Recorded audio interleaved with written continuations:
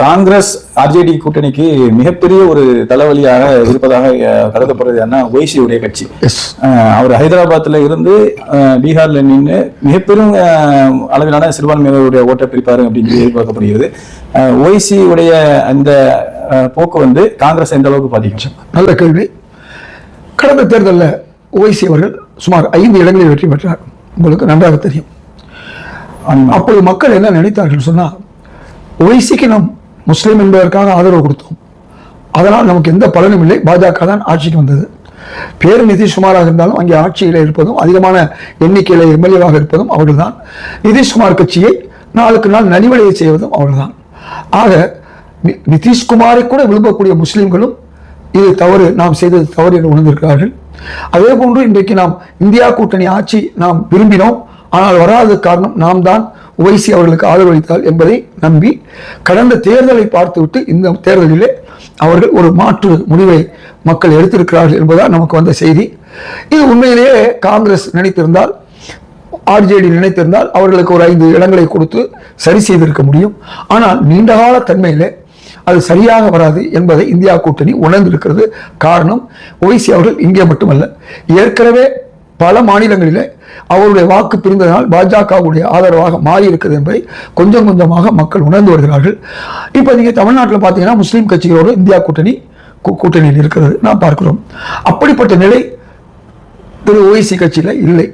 அதனால் அவரை நாம் சேர்த்து கொண்டு குறுகிய கால லாபம் பார்ப்பதனால் நீண்ட காலமாக நமக்கு சிறுபான்மை மக்களுடைய வாக்குகள் இந்தியா கூட்டணிக்கு வராத ஒரு நிலை ஏற்பட்டுவிடும்.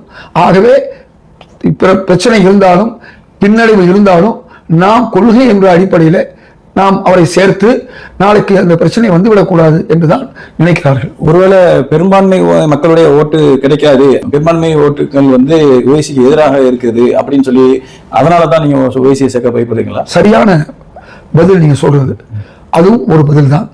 இரண்டாவது, ஒய்சி கட்சியில் இருந்தவர்கள் எல்லாம் பெரும்பாலும் இந்தியா கூட்டணிக்கு வந்து விட்டார்கள்.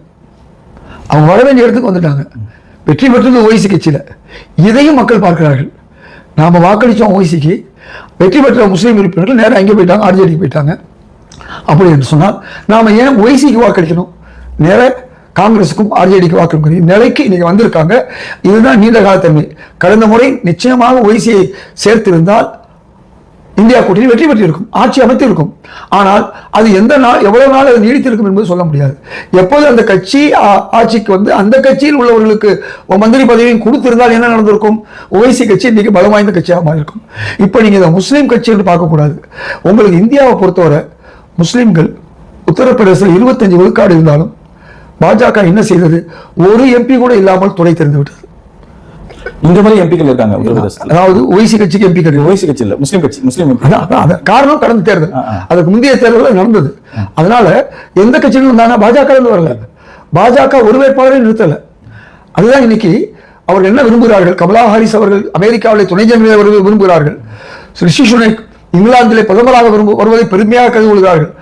அந்த சிறுபான்மை இனத்தை சார்ந்த இந்திய பெற்றோர்களுக்கு பிறந்த இந்தியர்களுக்கு ஆட்சி போகும்போது மகிழ்ச்சி அடைகிறார்கள். ஆனால் இந்தியாவிலே பிறந்த இந்திய சுதந்திரத்துக்காக பாடுபட்ட இந்திய முஸ்லிம்களை அவர்கள் புறக்கணிக்கிறார்கள். எப்பொழுது என்று சொன்னால் அவர்கள் ஒய்சி போன்ற முஸ்லீம் கட்சிகளை இருக்கும்போது புறக்கணிக்கிறார்கள். உங்களுக்கு தெரியும், கடந்த தேர்தலிலே தமிழ்நாட்டிலே எத்தனை இடங்களிலே முஸ்லீம் கிடந்தது, ஏன் தோற்றது, இதையெல்லாம் நாம் பார்த்தோம்.